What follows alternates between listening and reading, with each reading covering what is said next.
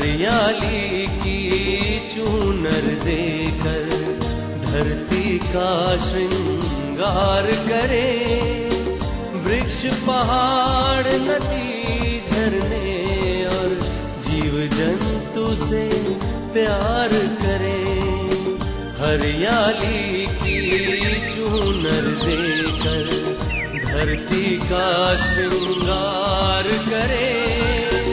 वृक्ष पहाड़ नदी झरने और जीव जंतु से प्यार करे। हरियाली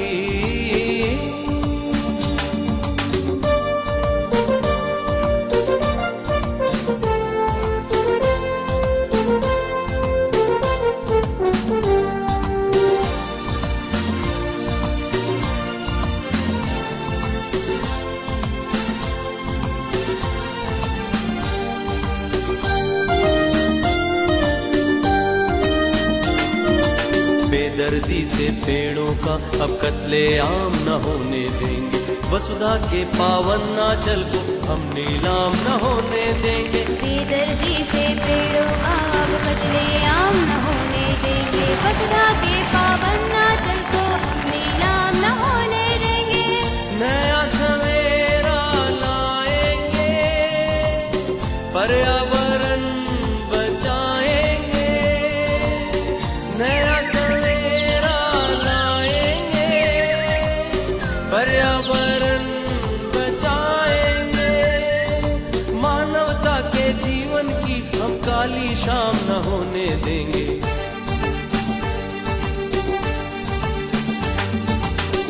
हम मनुष्य हैं तो मनुष्य की तरह सदा व्यवहार करें।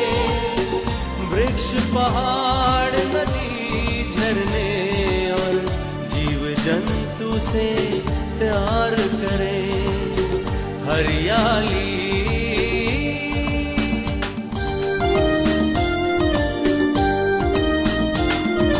जंगल के भोले पशुओं का तुम शिकार कर लाते हो। कायरता है नीच कर्म है तुम साहस बतलाते हो। जंगल के भोले पशुओं का तुम शिकार कर लाते हो। कायरता है नीच कर्म है तुम साहस बतलाते हो। सृष्टिकार ने बनाया इन्हें, वन का वैभव दान दिया। सृष्टिकार ने बनाया इन्हें, वन का वैभव दान दिया। महापाप करते हो इनका नामो निशा मिटाते हो।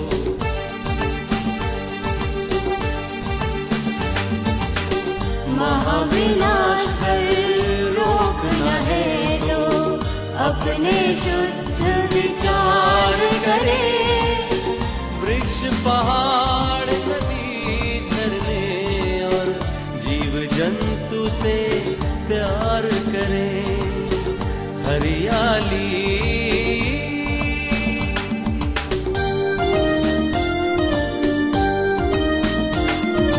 जीवन सुंदर है तो इसकी सुंदरता का मान करे।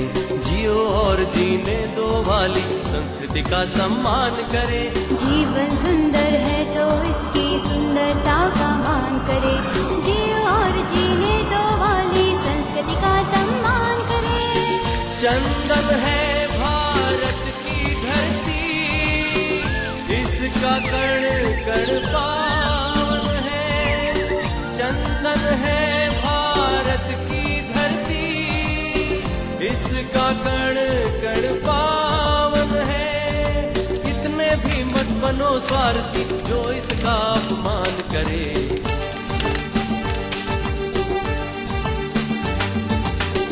रिक्त हृदय में राष्ट्र प्रेम की धारा का संचार करे। वृक्ष पहाड़ नदी झरने और जीव जंतु से प्यार करे। हरियाली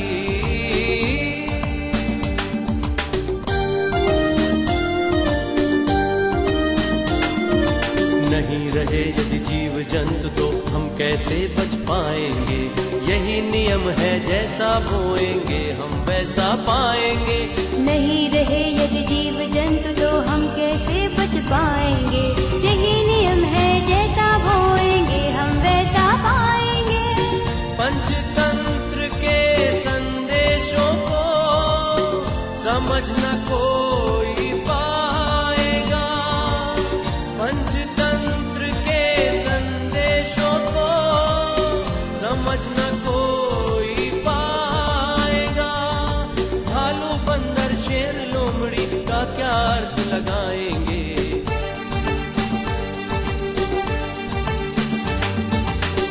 राग द्वेष को दूर हटाकर सुंदर ये संसार करे। वृक्ष पहाड़ नदी झरने और जीव जंतु से प्यार करे। हरियाली की चूनर देकर धरती का श्रृंगार करे। वृक्ष पहाड़ नदी झरने और जीव जंतु से प्यार करें। हरियाली की चूनर देकर धरती का श्रृंगार करें। वृक्ष पहाड़ नदी झरने और जीव जंतु से प्यार करें। हरियाली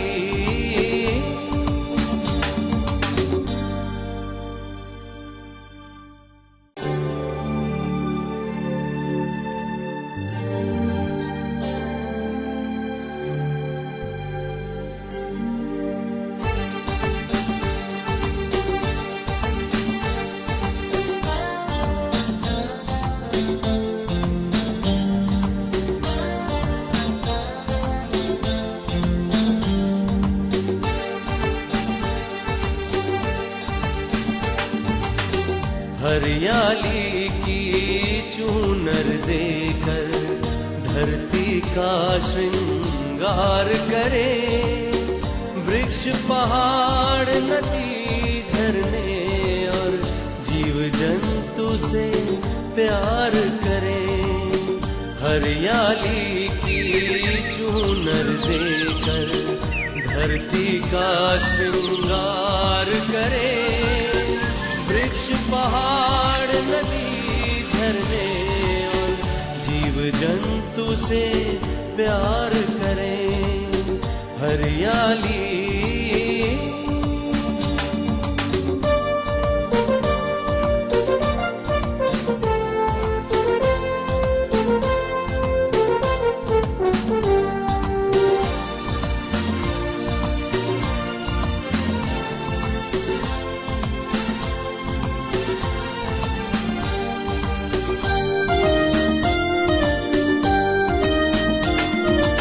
बेदर्दी से पेड़ों का अब कत्ले आम न होने देंगे।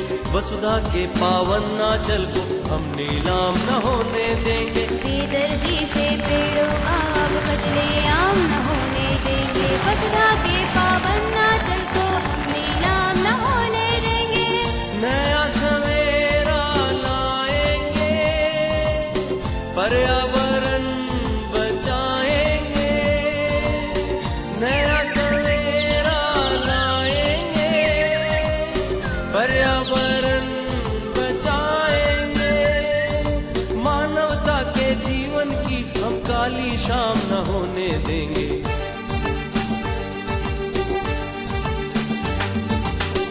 हम मनुष्य हैं तो मनुष्य की तरह सदा व्यवहार करें। वृक्ष पहाड़ नदी झरने और जीव जंतु से प्यार करें। हरियाली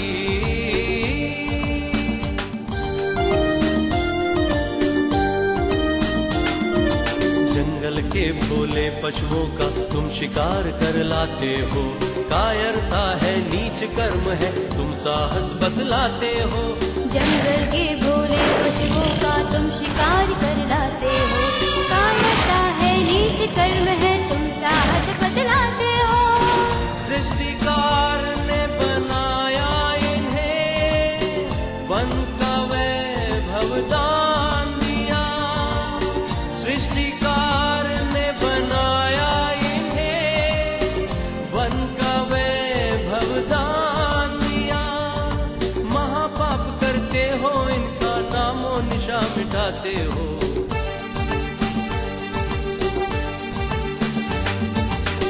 महाविनाश कर रोकना है तो अपने शुद्ध विचार करे।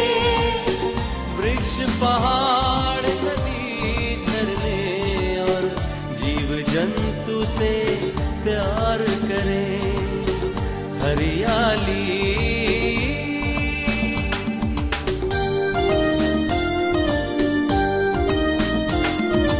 जीवन सुंदर है तो इसकी सुंदरता का मान करे।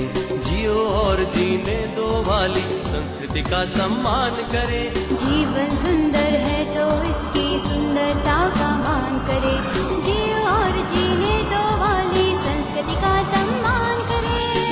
चंदन है भारत की धरती, इसका कण कण पावन है। चंदन है भारत की धरती, इसका कण कण पावन है। इतने भी मत बनो स्वार्थी जो इसका अपमान करे।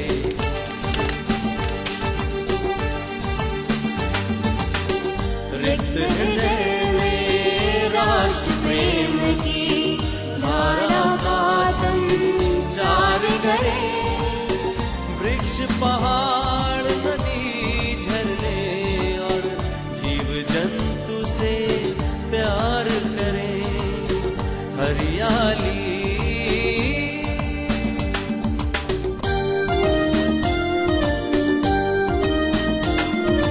नहीं रहे यदि जीव जंतु तो हम कैसे बच पाएंगे। यही नियम है जैसा बोएंगे हम वैसा पाएंगे। नहीं रहे यदि जीव जंतु तो हम कैसे बच पाएंगे। यही नियम है जैसा बोएंगे हम वैसा पाएंगे। पंचतंत्र के संदेशों को समझ न कोई पाएगा। पंचतंत्र के संदेशों को समझ न कोई पाएगा। जीव जंतु तो हम कैसे बच पाएंगे। यही नियम है जैसा बोएंगे हम वैसा पाएंगे। पंचतंत्र के संदेशों को समझ न कोई पाएगा। पंचतंत्र के संदेशों को समझ न कोई पाएगा। भालू बंदर शेर लोमड़ी का क्या अर्थ लगाएंगे।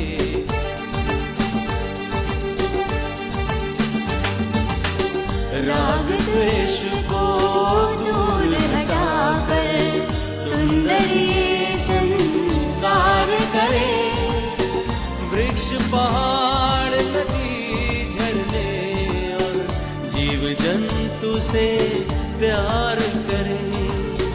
हरियाली की चूनर देकर धरती का श्रृंगार करे।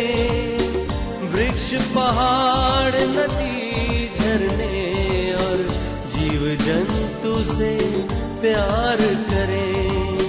हरियाली की चूनर देकर धरती का श्रृंगार करे। वृक्ष पहाड़ नदी झरने और जीव जंतु से प्यार करे। हरियाली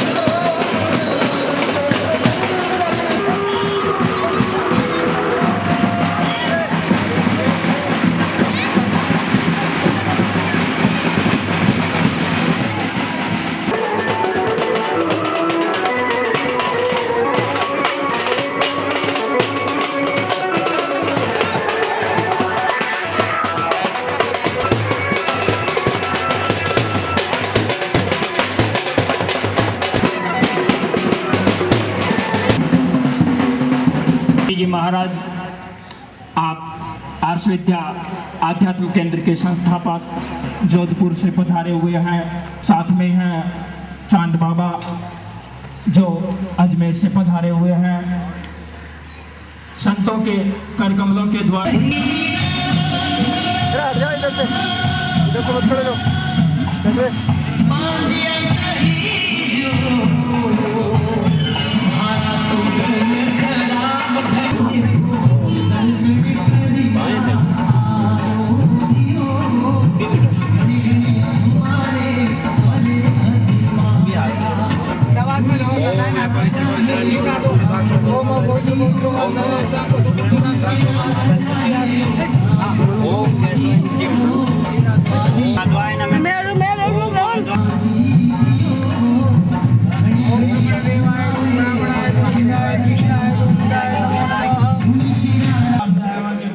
गुलाम थोड़ी है।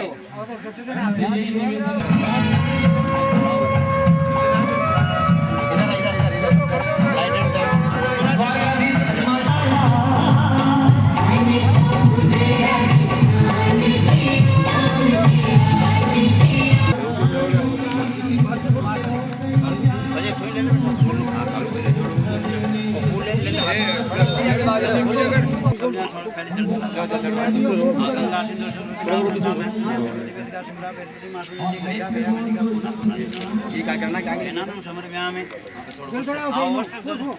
बॉडी तो अपने हाथ में अवश्य चला हैंग हाथ लगा देने एक चला दो में अब तिलक कुंकुम चढ़ाओ कुंकुम समर्पयामि चाव चढ़ाओ अक्षतम समर्पयामि निवेद्यं समर्पयामि ताम्बूलपत्रं कुंकुमफलं समर्पयामि दीपं दर्शयामि धूप दिखाओ ऊपर हटाएं से दीपं दर्शयामि निवेद्यं समर्पयामि 5 अगरबत्ती लियो ऊपर बेटा हटिया 1 मिनट बड़ा ऑफिस पे आप ये सब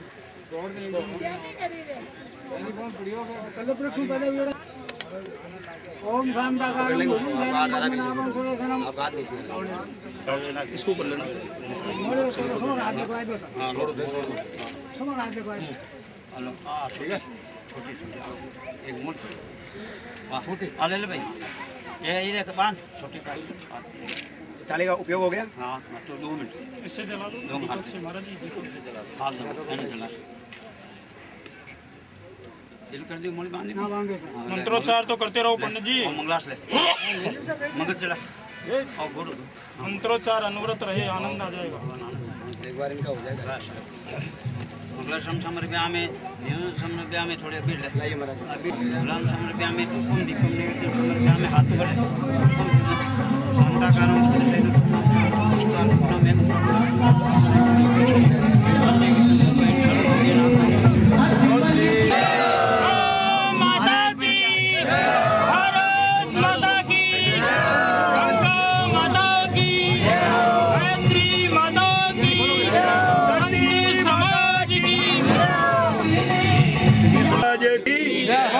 थाली का उपयोग हो गया दे दो अभी और करवाना थाली का भोजन हो गया तोड़ दे यार फटाफट बिल्कुल लेवन यार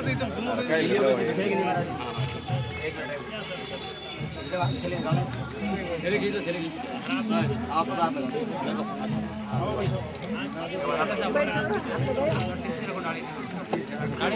पीछे होना थोड़ा सा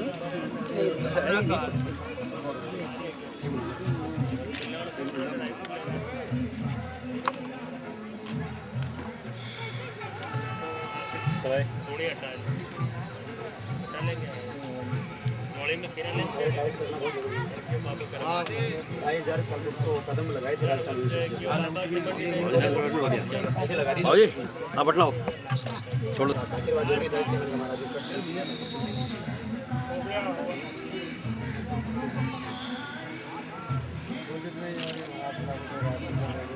ऐतिहासिक भूमि थी अगलो खोती जा रही थी आज से अस्तित्व इसका वापस हजारों वर्षों का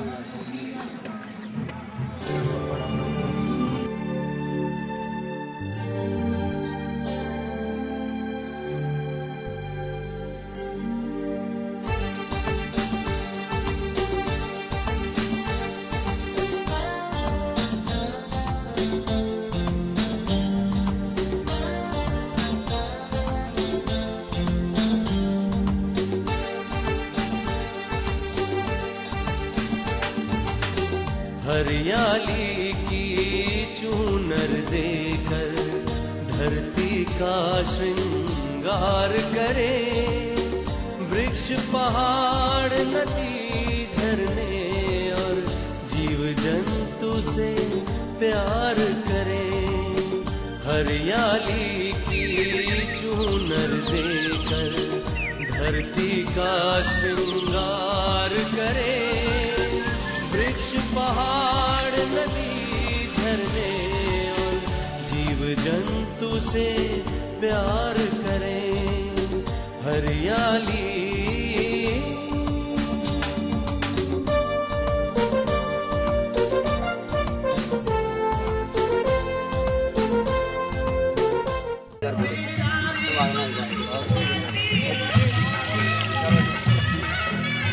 आजी सामने देखो, एक साइड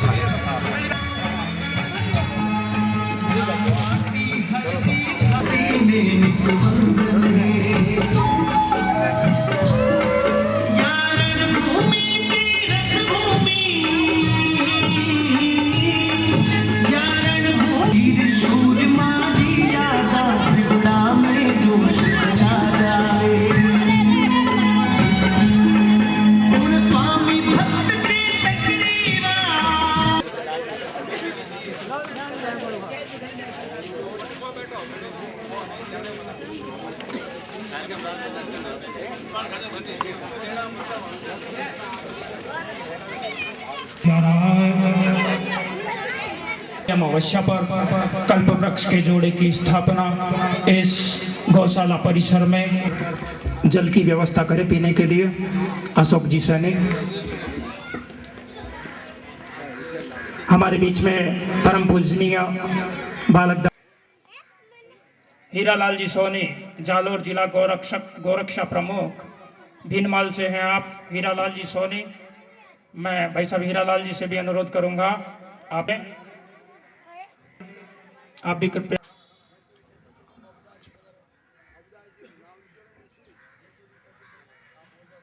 बाबूदास जी देसूरी तहसील प्रमुख, कृपया आप भी मंच पर पधारें।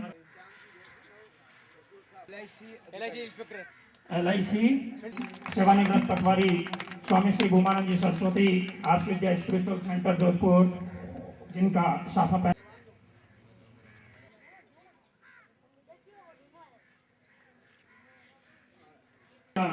स्वागत कर रहे हैं हमारे वकील साहब। बीच में विराजमान ऐसे अनुरोध है, कृपया आप मंच के समीप पधारें। और जो हमारे राजस्थान में पगड़ी की परंपरा साफे की, सभी मीडिया कर्मी अखंड भारत कल्पतरु संस्थान के प्रदेश संयोजक प्रभारी अखंड भारत कल्पतरु संस्थान आपका स्वागत कर रहे हैं। भाई साहब की ओर से हमारे महाराज जी का तलवार के द्वारा सम्मान भाई साहब हुए हमारे भाई साहब की ओर प्राप्त करें। भीमाराम जी जिला प्रमुख बीकानेर, धर्मचंद जी सोनी पत्रकार हैं, आप भी कृपया पधार कर मंच पर तलवार के जरिए जो की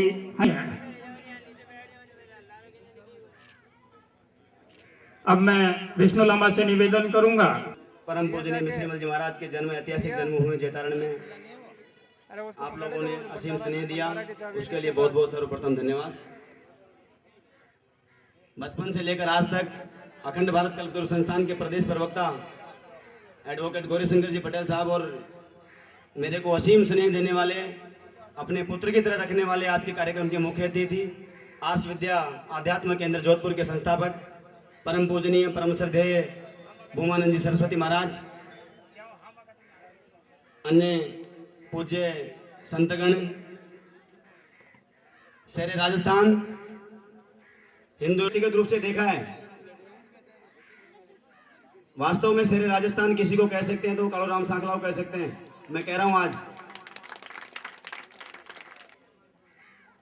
मेरे निवेदन पर बिलाड़ा से पधारने वाले बिलाड़ा के उप चेयरमैन परम सम्मान्य कान्हा राम जी, राकेश जी दादीज, उपस्थित सब कार्यकर्ता मेरे अपने हैं। मैं सभी को प्रणाम करते हुए अपनी बात 2 मिनट का समय लूंगा। मैंने कालूराम जी सांखला के बारे में सुना था केवल कि कालूराम जी सांखला नाम का कोई आदमी है, मैं डर गया था सुन करके एक बार तो। लेकिन जब पहली बार यहाँ आने का सौभाग्य मिला, जब कालूराम जी सांखला ने अपने हाथ से बनाकर खाना खिलाया जंगल में, तब पता चला कि वास्तव में कालूराम जी सांखला जैसे लोगों की जरूरत है इस देश को। और फर्स्ट उदाहरण है मेरी जिंदगी का, पहला एग्जाम्पल था कालूराम सांखला के रूप में। जिन लोगों की कल्पना मेरे दिल में थी हिंदुस्तान को जैसे लोगों की आवश्यकता है वो कैसे होने चाहिए, मैं दावे के साथ कह सकता हूँ कालूराम सांखला जैसे होने चाहिए। मैंने दौसा में कार्यक्रम रखा, मैं 3 दिन भूख हड़ताल पे बैठा रहा, वृक्षों के लिए धरने दिए, प्रदर्शन किए। किसी का जन्म हो तो उसके जन्मदिन पर, किसी की स्मृति में, किसी भी अच्छे अवसर पर, यहाँ तक कि हमने तो विश्व इतिहास देखिए आप, अखंड भारत कल्पतरु संस्थान ने विश्व में पहली बार हाथियों पर वृक्षारोपण, आज हाथियों पर शोभा यात्रा करवा के वृक्षारोपण आपके यहाँ हुआ। हमारे एडवोकेट गौरीशंकर जी पटेल साहब की शादी थी, उस शादी में भी दूल्हा दुल्हन ने पौधे लगाए।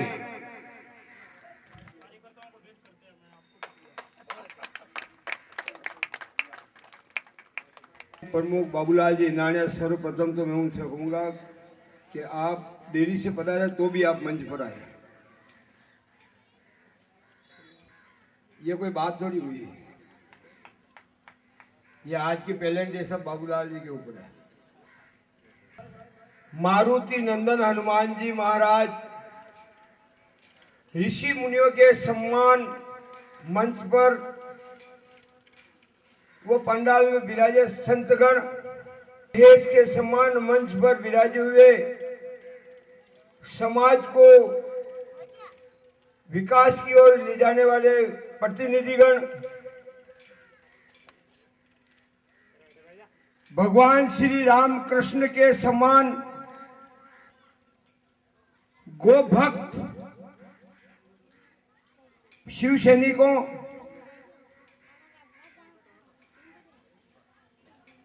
वह एकलव्य अभिमन्यु के सम्मान शिव सैनिकों,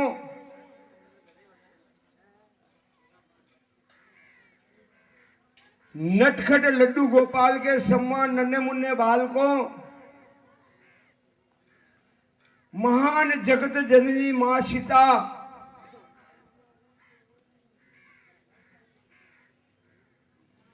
झांसी वाली महारानी पद्मिनी के सम्मान माता और बहनों, सभी के चरणों में मेरा प्रणाम।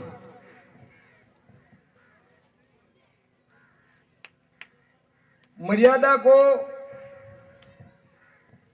मैं उल्लंघन कर रहा हूं, इसलिए समय याचना चाहता हूं स्वामी जी से कि मैं खड़ा होकर बोलना चाहिए। शारीरिक कुछ गलतियों के कारण मेरा दुर्भाग्य है जो मर्यादा को उल्लंघन कर रहा हूं, इसलिए समय याचना चाहता हूं। विष्णु जी भाई साहब ने एक बात कही थी, उसके ऊपर पूरा ध्यान रखना है। उन्होंने कहा है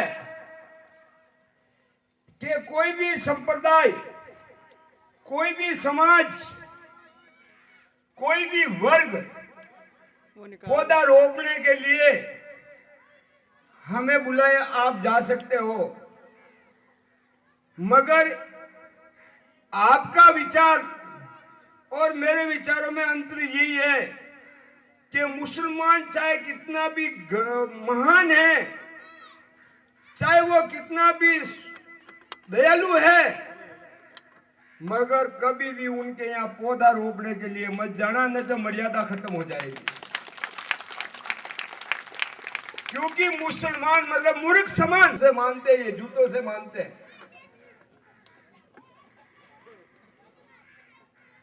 किसी का भी किसी संगठन का ऐसा कार्यक्रम होता है तो पुलिस वाले उनके चिपक जाते हैं चीचड़े की तरह, मगर आप विभिन्न अंचलों से पधारे हुए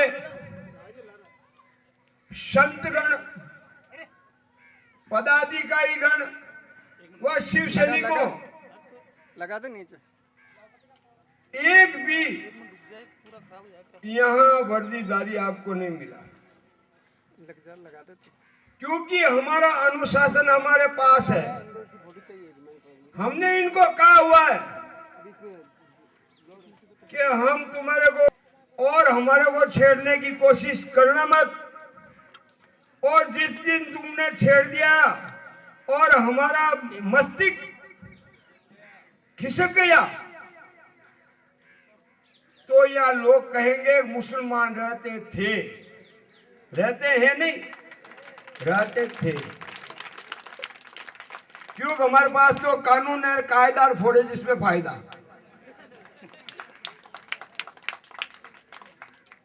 आज ये 22वां साल चल रहा है।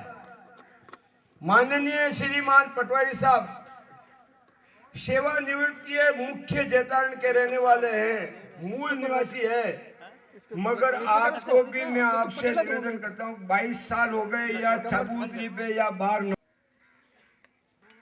इनको कह दिया कि अंदर जाके कुछ भी करो तुम, बाहर चबूतरी पे या दरवाजे पे या रोड पे नमाज नहीं पढ़ोगे, नहीं तो हमारे जैसा कोई बुरा नहीं है। हमारे जैसा कोई बुरा नहीं है, तुम्हारे पास हमारे ऊपर चले जैसा कोई छुरा नहीं है।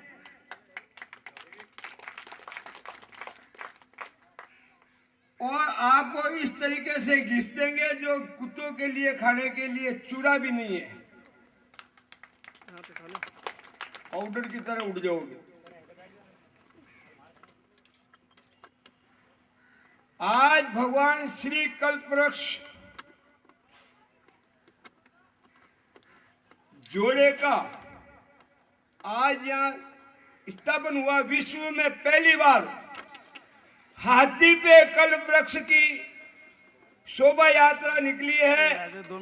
और हमने विष्णु जी भाई साहब ने, हमने नहीं विष्णु जी भाई साहब ने इंटरनेट पे 4 घंटे तक पूर्णतः जानकारी की, कहीं दूसरी जगह निकला या नहीं निकला, दूसरी जगह निकला हो तो दूसरा नंबर रखे या तीसरा नंबर रखे। और 7 लोग खड़े हैं मेरे सहित। मैं तो जैतारण की जनता को यही आह्वान करता हूं, वो आवाज सुनते हैं तो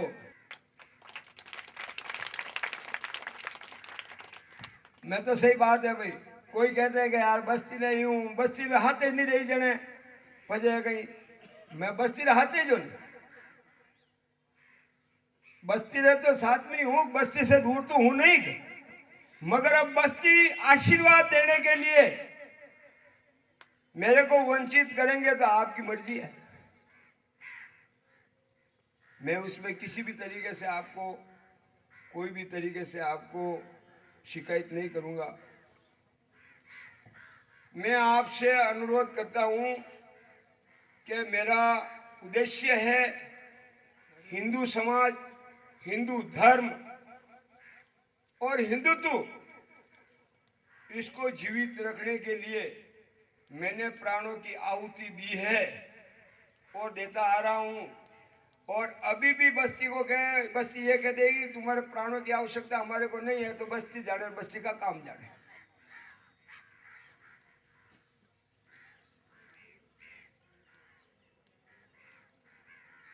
पर्चा भरने के लिए गए थे, विष्णु जी भाई साहब, वकील साहब सभी साथ में थे। 2 घंटे से मैं बाहर निकला था, बाहर मुसलमान परेशान हो गए, तनीज गए। अरे वो कब बाहर निकले, हमारा पर्चा दाखिल करें, कब बाहर।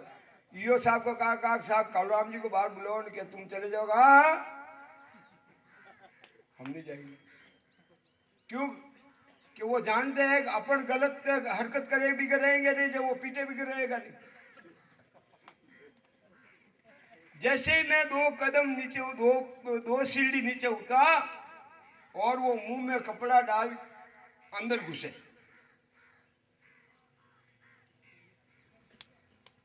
अब एक दौर और रहेगा शस्त्र वितरण का। पहले महाराज श्री के, हमारे को मालूम है, मेरे खुद को भूख लगी है, मेरे को खटाव नहीं होता, मगर मैं जबरदस्ती पानी पी पी के बोल रहा हूं। आपको भी भूख लगी है, दाल बाटी चूरमा और हिंदू सारे सूरमा तैयार है, आनंद लेना है। मगर एक शर्त है कि आप संतों के प्रवचन सुनने के पश्चात ही आप भोजन करने की इच्छा हो तो भोजन, पहले तो कर ही नहीं सको, और पहले करोगे संतों का अपमान होगा, क्योंकि इनके भोजन के बिगड़ अपन कैसे कर सकते हैं, मर्यादा खत्म होती है। मेरी जो भाषा है, मेरे शब्दों को यहीं विराम देते हुए सभी संतों के, संत महापुरुषों के मंच पर विराजे हुए अधिकारियों से और माता बहने और शिव सैनिकों से और नन्हे मुंडे बालकों से पुनः क्षमा याचना चाहता हूँ। सभी के चरणों में मेरा प्रणाम। स्वामी दयानंद सरस्वती जी के कृपा पात्र शिष्य आर्ष विद्या आध्यात्म केंद्र जोधपुर के संस्थापक परम पूजनीय परम वंदनीय हमारे हृदय आराध्य पूज्य स्वामी श्री भूमानंद जी सरस्वती जी महाराज से आप वेदांत मूर्ति हैं। वेद, उपनिषद, भागवत, गीता, रामायण और हिंदू सनातन संस्कृति के समस्त धर्म ग्रंथों के विद्वान हैं। आपके प्रवचनों का लाभ मैंने अपने जीवन में कई बार लिया और बहुत दिनों से इच्छा थी कि स्वामी जी का संबोधन राजस्थान भर में तो कम से कम मैं कराता रहूं। मैं स्वामी जी से निवेदन करूंगा, आज के इस कार्यक्रम के विषय को ध्यान में रखते हुए भारतीय संस्कृति और प्रकृति के संरक्षण को लेकर आपका क्या कहना है। मेरा स्वामी जी के श्री चरणों में निवेदन। पूज्य स्वामी जी। यो ब्रह्माणं विदधाति पूर्वं यो वै वेदांश्च प्रहिणोति तस्मै तगुं हतेवमात्मबुद्धिप्रकाशं मुमुक्षुर्वै शरणमहं प्रपद्ये। ॐ श्रुतिस्मृतिपुराणानाम् आलयं करुणालयं नमामि भगवत्पादं शङ्करं लोकशङ्करम्।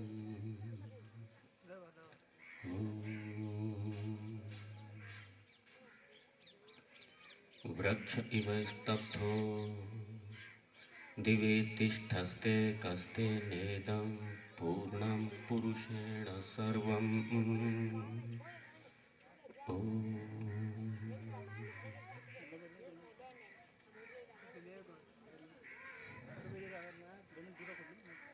हरियाली अमावस्या, हरितिमा संवर्धन रक्षण और इसी के पावन अवसर पर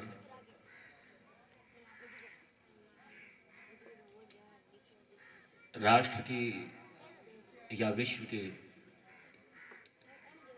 प्रकृति और संस्कृति का एक सुंदर संगम, यह एक भगवान की योजना है कि एक ऐसे स्थान पर ऐतिहासिक ये कार्यक्रम वामन भगवान और राजा बलि का ये पावन क्षेत्र, इसलिए आज ये कल्पतरु वृक्ष हमारे भगवान, ये प्रतीक है संस्कृति और प्रकृति का, प्रतीक है भगवान और भक्त का, और प्रतीक है गुरु और शिष्य का। और एक ऐसा स्थान इस पावन अवसर पर ये चुना, ये भगवान की योजना है।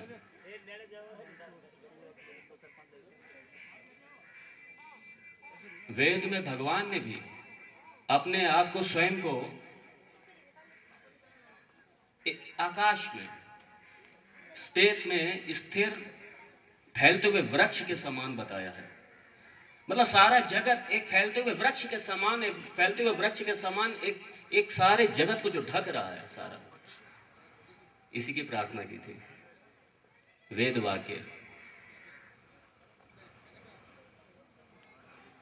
वृक्ष तरु हमारा, तरु और तरुण, ये आज दोनों का दिवस है। और तरु के प्रति जो संवेदना, तरु के प्रति जो करुणा, तरु के प्रति जो एक मर्यादा, और तरु के बहते हुए आंसू, तरु का बहता हुआ क्रंदन, फूटते हुए आंसू, ये प्रकृति से छेड़छाड़ और उसके दर्द को एक सामने लेकर इस राजस्थान के युवा तरुण आदरणीय विष्णु जी, गौरी शंकर जी, आप सभी साथी, क्योंकि जब युवा निकलता है, जीवंत जवानी का ओजस स्वर्णिम इतिहास बनाता है। जिस ओर जवानी जाती है उस ओर जमाना जाता है। आज ये हमारा ये तरुण दिवस है, तरुण दिवस भी है और तरुण दिवस भी है।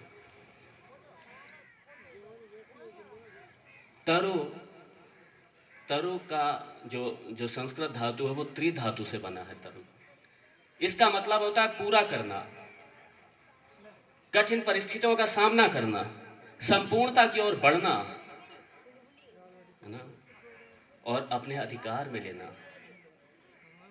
ये त्रिधातु का मतलब है और यही वृक्ष का, यही तरु का मतलब है। और तरुण भी उसी धातु से बना है। तरुण को हम मानव के रूप में ले सकते हैं।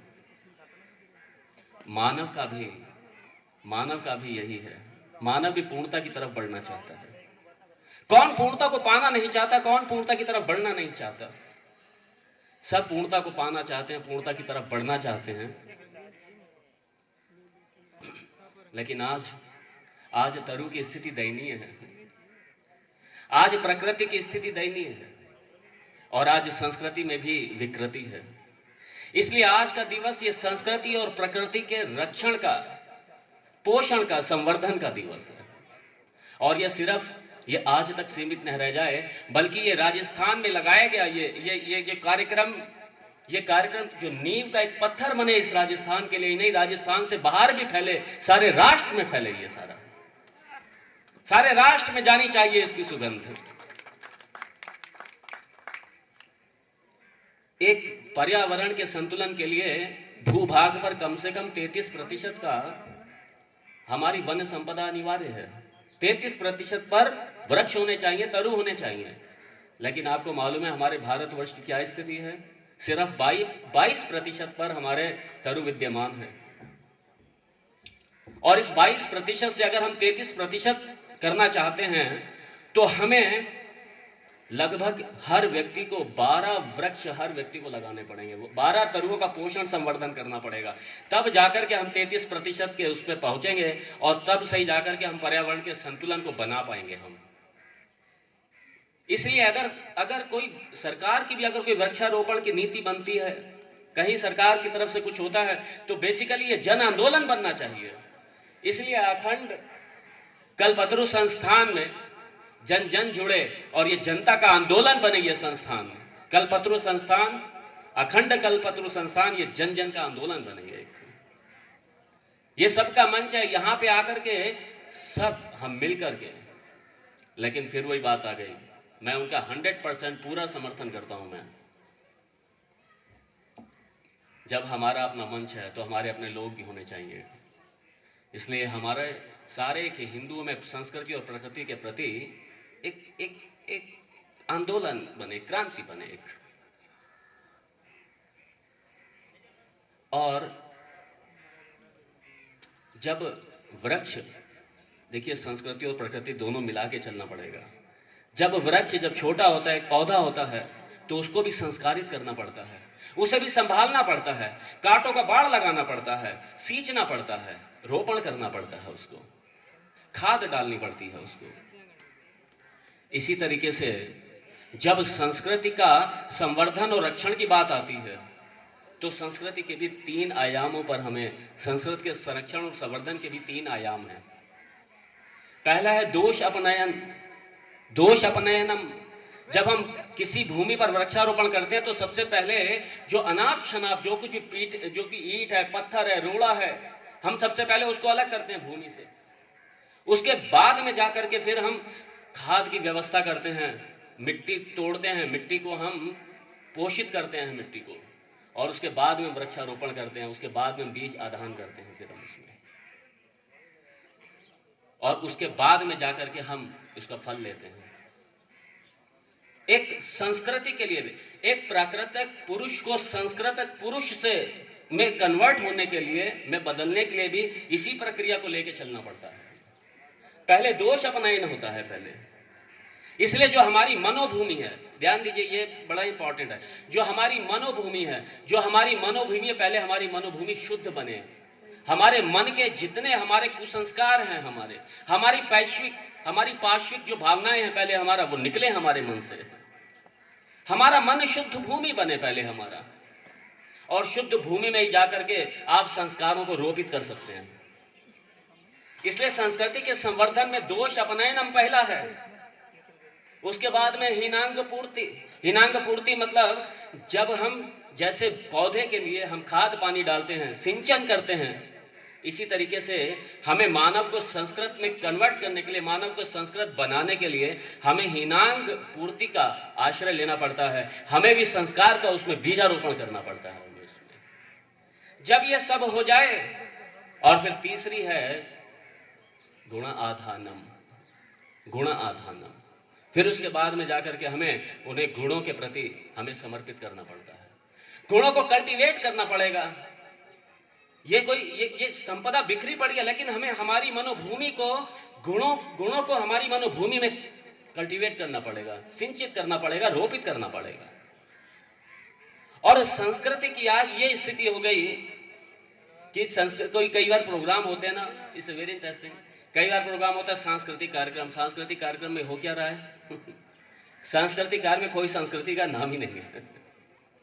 सांस्कृतिक कार्यक्रम दूषित, संस्कृति का नाम नहीं, और नाम दिया जा रहा है सांस्कृतिक कार्यक्रम सिवाय नाच गाने फिल्में गीतों पर, इसके अलावा कुछ नहीं, नाम देते हैं सांस्कृतिक कार्यक्रम।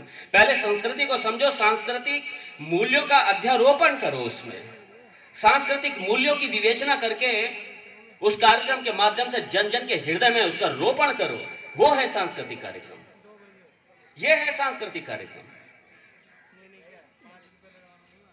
इसलिए संस्कृति में जो हमारी मनोभूमि है, हमारी मनोभूमि के प्रति हमें सतत सजग रहना पड़ेगा। और इसके लिए आवश्यक है हर जन के लिए, हर व्यक्ति के लिए कि सत्संग, सत्पुरुष आश्रय, स्वाध्याय, संस्कारों के जहां पर भी रोपण होता हो उसमें जाकर हिस्सेदारी करना। इस राष्ट्र के संवर्धन में, इस राष्ट्र के रक्षण में जहां भी हमें सहयोग बनना पड़ता है, हमें उसको देना। कोई भी चाहे वो ऑर्गेनाइजेशन करे, अगर हमारा हिंदू काज है, कोई भी ऑर्गेनाइजेशन करे, सबको खुल करके आगे आना चाहिए। जैसे यहां पर एकता मिली है, हर कार्यक्रम में ऐसे एकता मिलनी चाहिए। सारे संगठन मिलकर काम करें, क्योंकि संस्कृति का, राष्ट्र का संरक्षण और संवर्धन मिलकर के होगा। हमें संगठित प्रयासों की जरूरत है आज हमारे राष्ट्र को।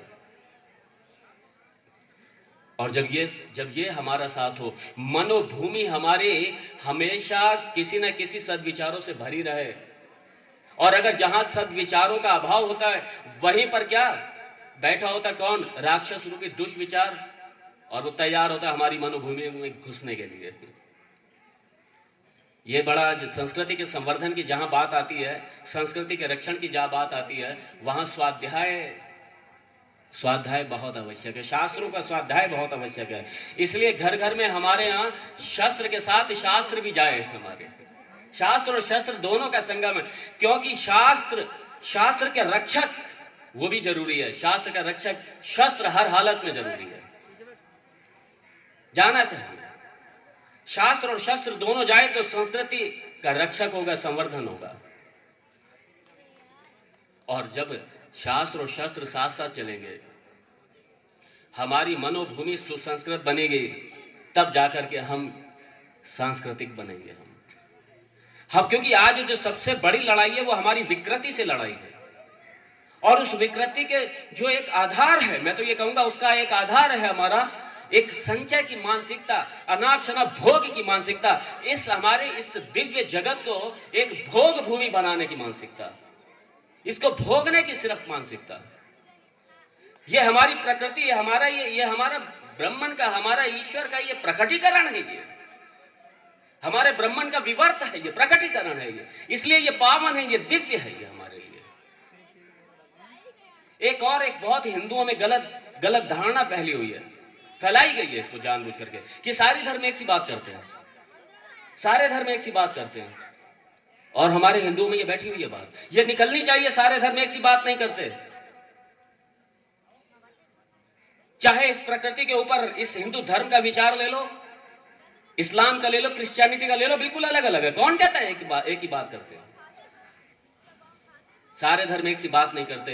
ये सारे धर्म एक सी बात करते हैं, ये धारणा हर हिंदू के जहन से निकल जानी चाहिए। उठा करके देखो कुरान को, उठा करके देखो अपनी भगवत गीता को, पता चल जाएगा कौन क्या कहता है। मैं उसके विश्लेषण में नहीं जाऊंगा, ये विषय भी नहीं है हमारा इस समय। इसलिए एक बेसिक, एक मौलिक, कम से कम जो दूसरे चाहे क्रिश्चियनिटी या इस्लाम है, उसका भी कम से कम हमें मौलिक कुछ तो पता होना चाहिए हमारे हिंदुओं को भी, कि वो क्या कहते हैं, क्या धारणा है उनकी इस जगत के प्रति, क्या धारणा है उनकी ईश्वर के प्रति, क्या धारणा है उनकी दूसरे धर्मों के लोगों के प्रति।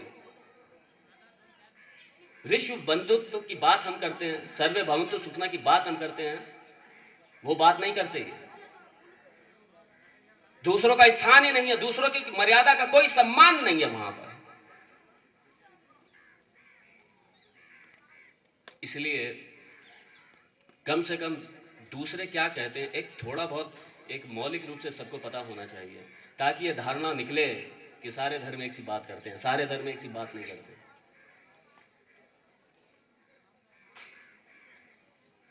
संस्कृति का संवर्धन संस्कारों के आधान से होगा, और संस्कारों का आधान भी तभी पूर्ण होगा जब इसका रक्षण होगा। इसलिए हर हिंदू को, ध्यान दीजिए, हर हिंदू को, मैं कहता हूं इस राष्ट्र के नहीं, इस विश्व के हर हिंदू को, हर सनातन धर्मी को अर्जुन बनना पड़ेगा, और हर सनातन धर्मी को क्या, बजरंगी बनना पड़ेगा। हर हमारी मां बहन को दुर्गा बनना पड़ेगा, क्योंकि ये समय ऐसा आ रहा है कि जो आज अभी जो आदरणीय कालूराम जी ने कहा, मैं पूरी तरीके से सहमत हूं उससे। हमें अपनी अस्मिता को बचाने के लिए एकजुट, सुसंस्कृत, स्ट्रांग, मजबूत होना पड़ेगा। और साथ ही साथ जो हमारी पौध है, हमारी पौध को, ये जो आने वाली जो हमारी कुसंस्कारों की जो वातावरण है, हमें उससे भी बचाना पड़ेगा।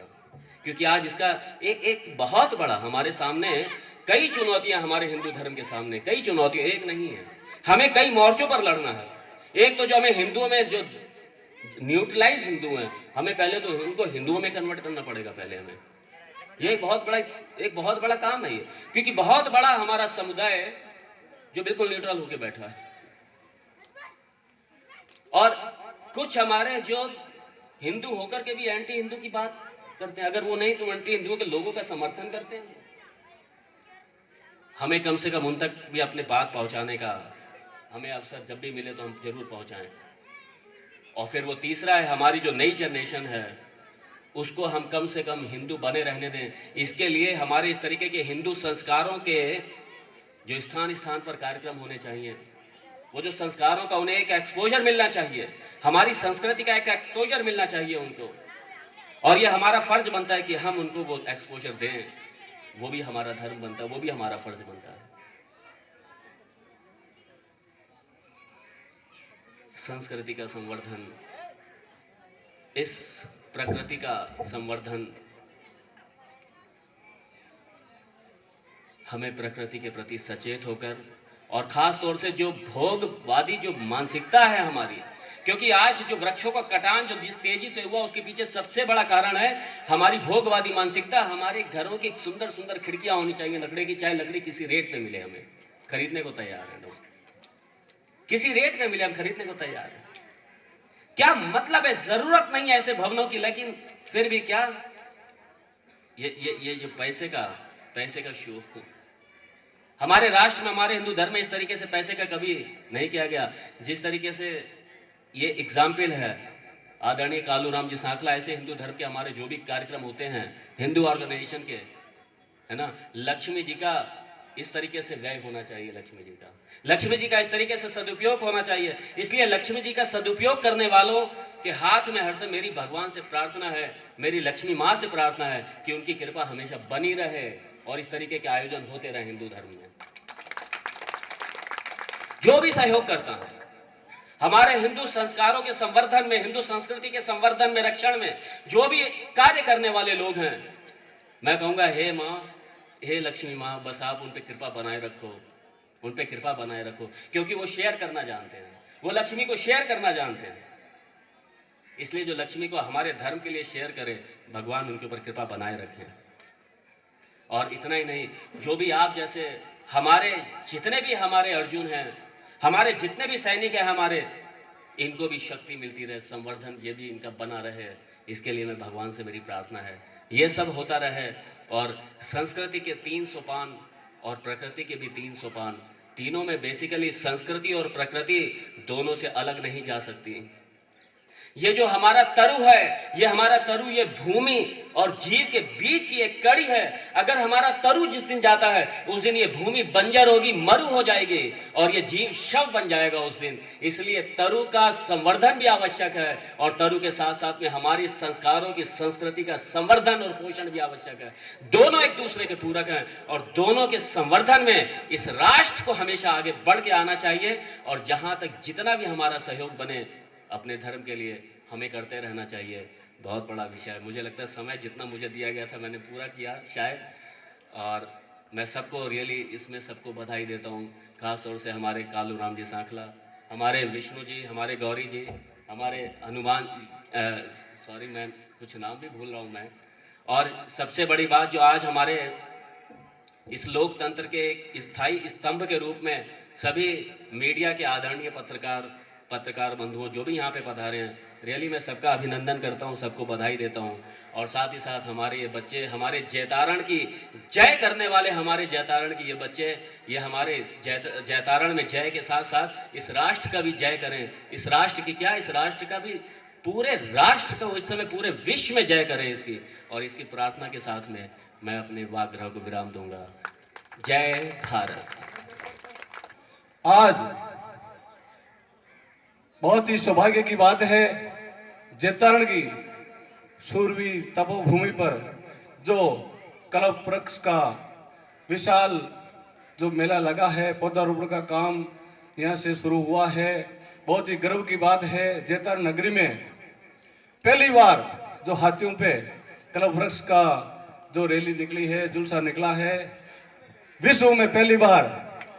और गर्व होना चाहिए जयतारण नगर के नगरवासियों को। और कल्प वृक्ष स्थापना का जो जयतारण नगरी में ऐतिहासिक कार्यक्रम हुआ है, उसके लिए मैं जयतारण की जनता की ओर से उनका हृदय से आभार व्यक्त करता हूँ।